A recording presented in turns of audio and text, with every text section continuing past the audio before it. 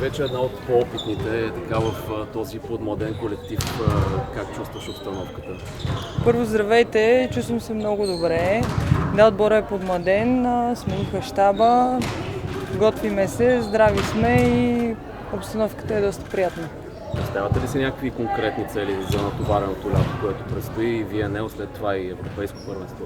Ами ще направим всичко възможно да излизаме максимално в повече мачове с позитивен резултат за нас. По-интересно ли, че в подготовката ще срещнете отбора на вашия бивш треньор Лоренцо Мичели?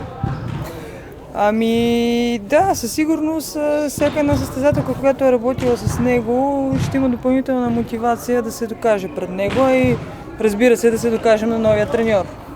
Има ли нови изисквания той към вас с оглед на това, което преди това се е поставил като цели пред отбора? Ами всеки треньор има различна тактика и все още се адаптираме към неговия стил на игра, но да, има доста сменени неща. Постижими ли са да се коригират каквото трябва?